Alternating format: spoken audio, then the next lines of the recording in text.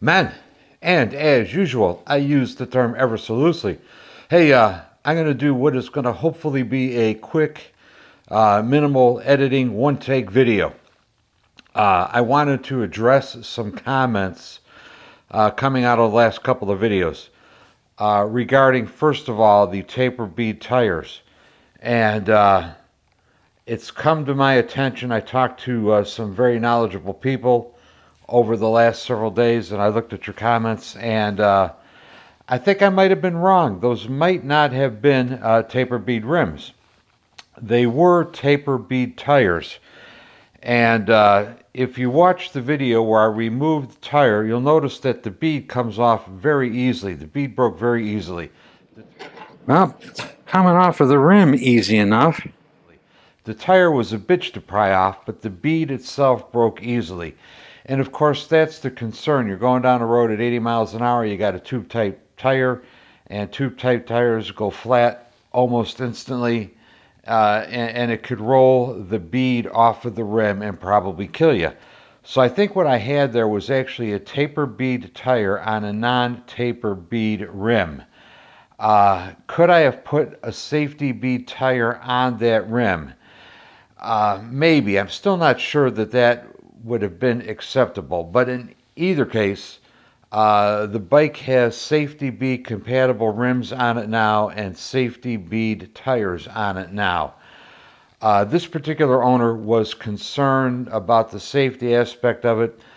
He doesn't think this bike is going to be sitting very much. He's giving it to a 20-something son, and he thinks his son is going to ride the pants off of it. So anyway, it's got a safety bead rim on it and safety bead tires. I think that's the safest configuration for the wheels, so I think that was still the right choice. The old rims were not disposed of or destroyed. The owner has the old rims, and I'm going to advise him to hang on to those. So if you're watching original owner there, don't throw those away. The second thing I want to address is the wiring harness. A lot of guys suggested that replacement harnesses are available, reproduction, and I'm aware of that. And I have used those upon occasion, and frankly, I've been underwhelmed by the quality and lack thereof. I don't like that cloth braiding they use. It seems very brittle. It doesn't seem very durable. I don't like the crimps that get used on those. I use aircraft quality crimps on the wire. That sheathing I use is extremely tough stuff, and it's going to be very durable. So I didn't use the pre-made harnesses. I've used them before. I don't like them, and I wouldn't use them again. Well, I wouldn't normally use them on a more modern motorcycle with turn signals and all the plastic connectors and all that stuff. Yeah, that might be the easier way to go. But on simple wiring like that 66 had on it, to me it was a no-brainer. I got a little few pieces of wire, crimp the ends on, duplicate the colors and the length, not a big deal. But anyway, in future videos, I talk a little bit more about the wiring, and yeah, I know there were reproduction harnesses possibly available, and yeah, I've tried them, and yeah, I don't like them. So that's the deal on the harnesses. As to the Tillotson, a lot of guys said, well, just, if you change the diaphragm, it probably would have worked okay. Well, yeah, it probably would have worked okay. But on the other hand, I had a Bendix laying around here with which I could test the engine. I know the Bendix is going to work okay. Tillotson's very finicky. When I received the bike,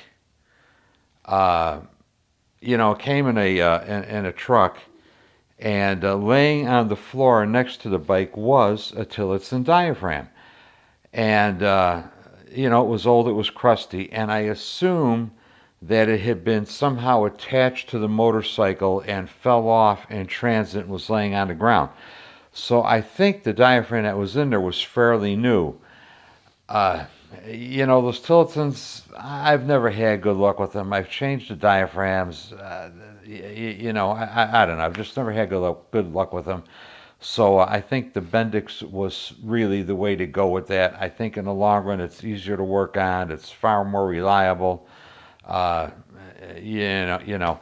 Um, and in talking to this owner, absolute originality was really not his concern. He wasn't concerned about changing a few things here and there to improve the rideability and the reliability of the motorcycle. So I did change a few things. I kept that to a minimum. And, you know, the bike, if you really wanted to restore it, it would be fairly easy to at this point. The things I did are fairly easily undoable. I mean, if you wanted to put one of those cloth covered harnesses on there, you could still do that. If you wanted to put a Tillotson back on there, the owner has retained a Tillotson and you could do that. But anyway, I guess that's all I got for you today. So we'll see you next time. And I am out of here. Thanks for watching. Bye.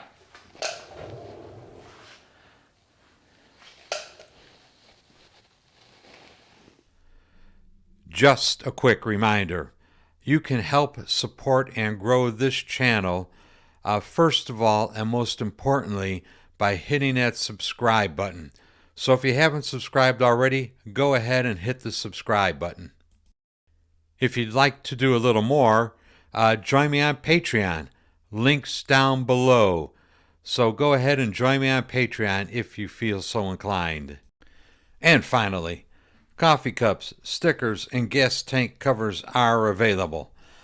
This is a new design coffee cup. I like the old ones, but I like these new ones even better. And to go along with the new design coffee cup, there is a new design sticker. Links will be provided in the description down below. Coffee cups and stickers are included with the Patreon membership.